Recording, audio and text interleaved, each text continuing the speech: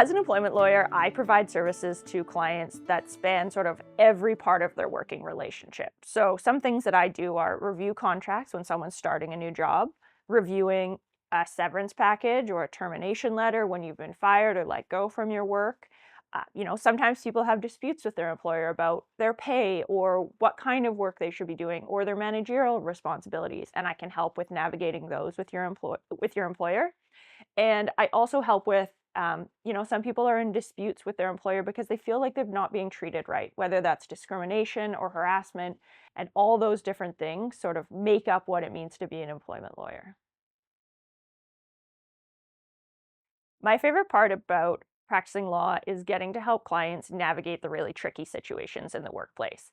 In particular, I like when we get to an end of a file and we've figured it out and they can move on to the next thing.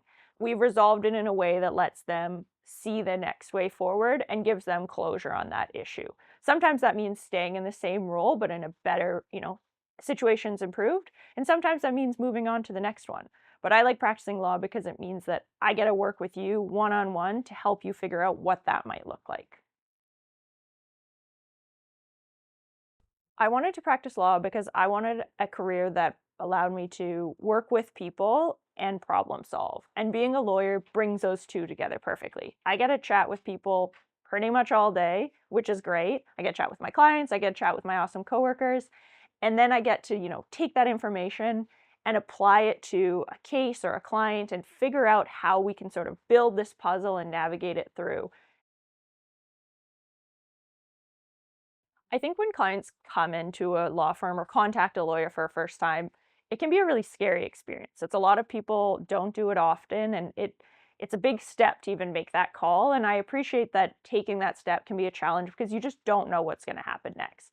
So I like to try and make sure that I'm always explaining to my clients, step by step what's going to happen and give them a sense of what that might look like. So I'd say for a lot of clients when they come in, it's really normal to feel a bit nervous and a bit apprehensive. But my hope is that, when we've resolved your matter, when we've figured it out, you feel that you're ready to just move on from this. Ideally, you can put this in the past and move on to the next thing. And hopefully, you're pretty happy with our outcome and you're able to move forward with, a lightness and that you've left this heavy thing behind. I want my clients to know that I'm on their side. I want you to tell me everything that's going on so that I can make the best plan going forward. I'm here to help you, and that means that, interrupt me, ask me questions, send me an email, let me know how I can help you best.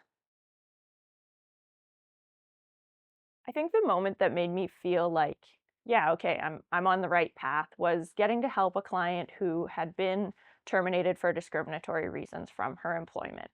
And so we worked together to, tell her story and tell her employer why what they were doing wasn't okay, either to her or, frankly, it was against the human rights code and why that was a mistreatment.